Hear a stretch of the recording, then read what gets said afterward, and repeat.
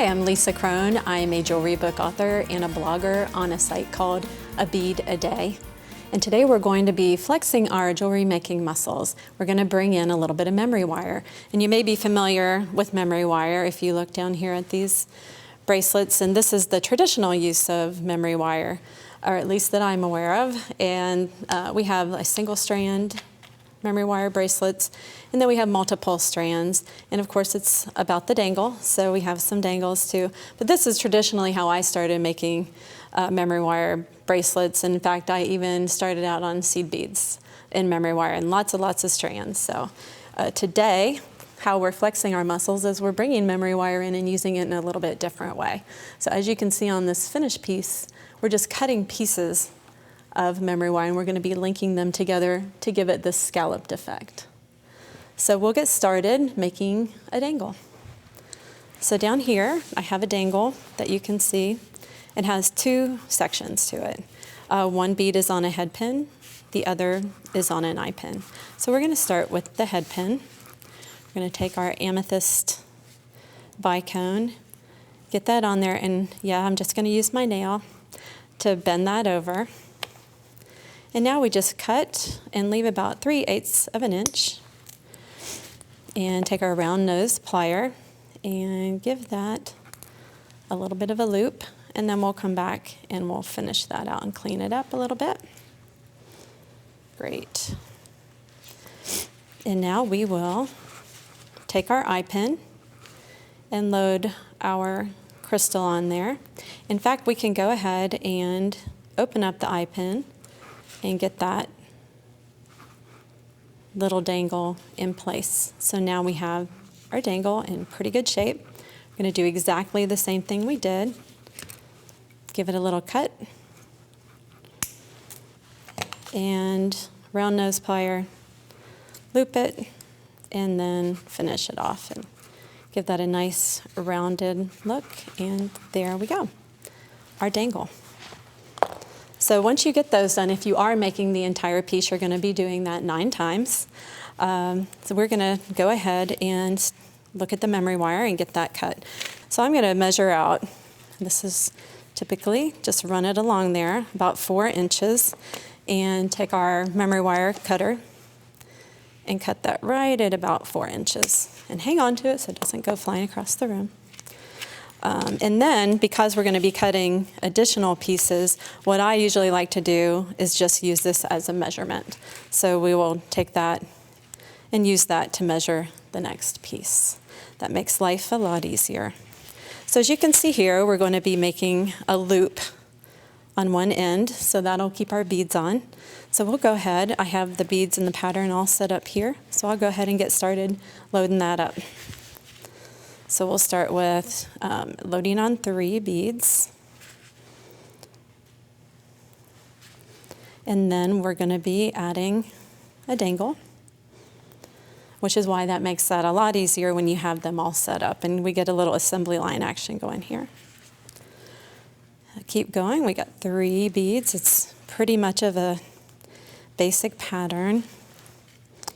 I'm going to add the dangle, and I'm going to give away a little secret here, that when you're trying to figure out which beads go together, I honestly just went into the craft store and bought the package that already had them mixed up. So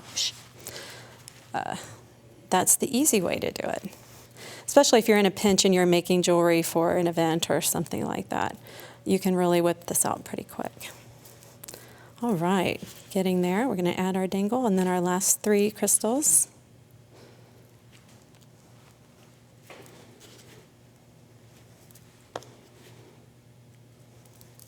All right, now I'm going to push these down so that we're not keeping them from jingling, but we are going to keep it so it's tight enough when we cut it and loop it. I'm going to go a little bit longer than 3/8 of an inch, just because you do need a little bit of room there with memory wire, because it can be a little bit tight.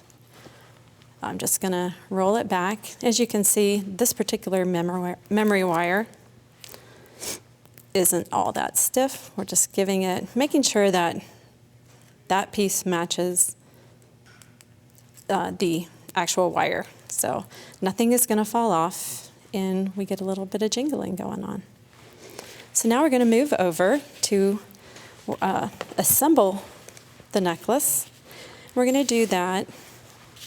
Here I have 2 pieces that I've already put together, and all we need to do at this point is add our 6mm jump ring and connect that piece to these. So we'll go ahead and do that. And here's another part of beginner jewelry makers I know.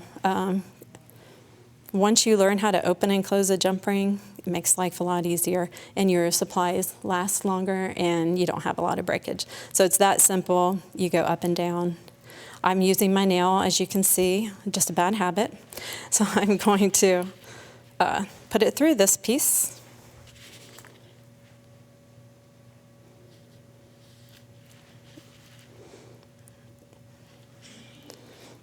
And we're going to close that up. And by using this larger jump ring, the 6mm jump ring, it's really going to add a lot of movement to the piece. Almost has that chandelier effect. So now, the next thing, as you can see on this side, that we need to do is add a 6mm jump ring to this side and get our ribbon cut up there. So let me add the jump ring to the end, and it is important that when you are bringing the jump ring to a close, that it's a tight connection. Especially that using ribbon, sometimes it likes to get unruly and try to slip out that side, so we want to keep that from happening. So now we're just going to take, and you can use any kind of ribbon that you just have lying around the house. Doesn't really matter if you use this type of organza ribbon or not. So what was happening here is we're going to be doubling it. So the length that you need, you'll want to measure out double that. So we're adding 4 inches right here in this piece. So we're going to measure 8 inches. So get that measured. And of course, you need a good scissor with organza. Take your time to cut that so it doesn't fray. So now we have our nice 8-inch piece of organza. And a lot of times you are going to need to give it a little turn, curl it to get it through. And if you also may need to take your little round nose pliers and just pull that through if it's not wanting to go on there. And as you can see, we do have a little jump ring problem, so we're just going to add that back on and just make sure that's tight. Sorry guys, got to use the bifocals on this one. All right, so now we're just going to do the easy overhand knot, just like when you tie your shoe. So we want to line up the edges, and there is a little bit of leeway in this measurement, so that if you need to trim, and we will, there's a little bit of room to do that. So here we're just going to run that over. And before you make it all the way tight, we're going to bring those back together and just make sure we have a good fit, and then just kind of tighten it up one side and then the other. And then we can trim it up. So we'll take it up to the top and give it a little bit of a shave there. And now the really fun part, and this is what I call the balancing act. So we are going to kind of spread these out a little bit so that they fill our little ribbon crimp. And if you've never seen these, they have been around for years, and they are usually found in like the sewing section near the ribbon in the craft store or the fabric store. So we're going to kind of make those so that they fit throughout that, and I'm going to need to hold this up because I'm going to balance that while I grab my pliers. For this, I'm going to use the flat nose or needle nose, and once you got a good grip on it, just give it a good smash. And then we'll want to go back through, smash that way, and you can see I'm using a lot of strength and pressure on that. So you want to make sure that one, it doesn't fall off as soon as you give it to somebody as a gift especially. And two, just also being careful that if you do have a thin ribbon, that the teeth aren't cutting into it. All right, so we're good to go on that. Next up, we're just going to do the final piece, and that is adding the toggle clasp. Another jump ring, adding that to the end, and I'm going to hold that while I grab my toggle. And just add that toggle on. And yes, I'll show you the proper way to close the jump ring, and that's by using another pair of pliers. So you can really feel it hitting, and that is a good thing. So yay, now we have our finished Swarovski crystal, almost looks chandelier-like necklace, and no one would ever guess that that was using memory wire. So next up, we are going to make memory wire earrings to match. And here's an alternate style, and this is using the small memory wire, and that's what we talked about over here, that there are different sizes. So this is using same design, 3 pieces, same number of dangles, same design in the dangle, but it looks really different. It almost looks a little more youthful than that. But now we have our little matching earrings, and gosh, they're sparkly as heck. So as you can see from this design, there are 5 crystals, and then the dangle, then another 5 crystals. And this is on ring memory wire. And ring memory wire is exactly the same, but it is meant for a ring.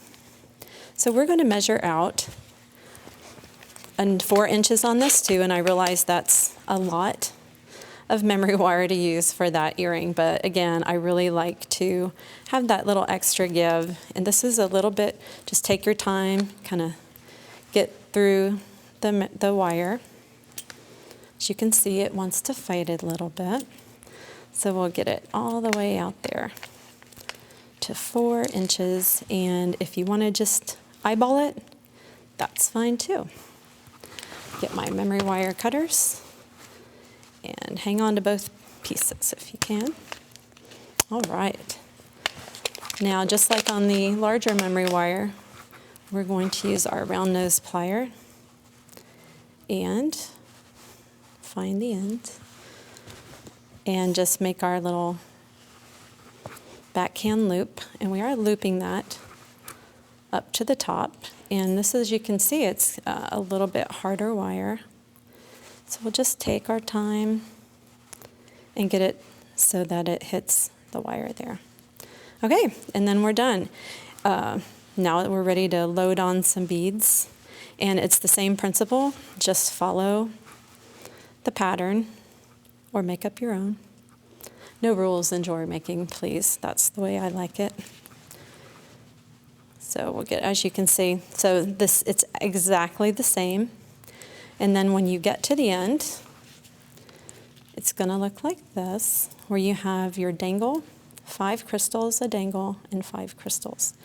And now to do the end, it's exactly the same. I'm going to stretch this out just a little bit so I can gauge.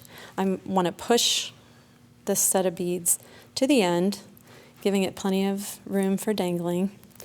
And I'm going to make that cut a little bit larger than 3/8 of an inch, just a little, so we have room for that hard wire to bend. Okay, now we're going to do our little backhand, and again, taking time to make sure it hits the wire. And also, please don't think that you have to be a perfectionist. You don't. No one's going to see these once they're in your ears. So yay, we have our piece there. All we need now is to add our little baby jump ring. These are 4mm jump rings, and our ear wire. So we're just going to add one, and we're going to pull that together, those 2 ends, and that's what we're going to put this little wire through. So we're going to open the little jump ring.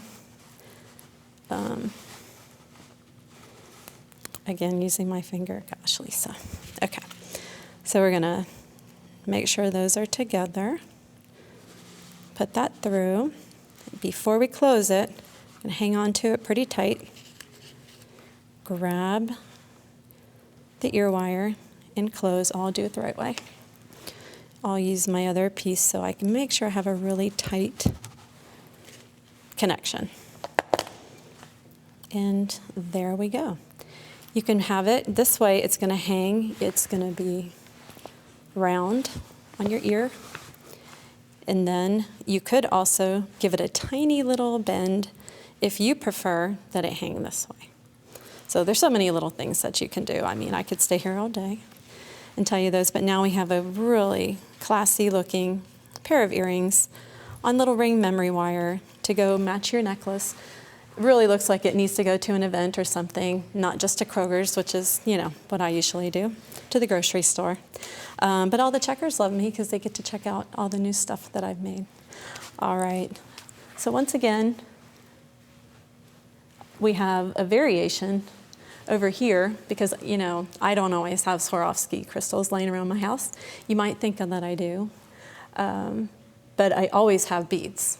So this is just another way of doing this necklace, and it really, I think it's really striking, and it really stands out, even though it's not Swarovski crystals.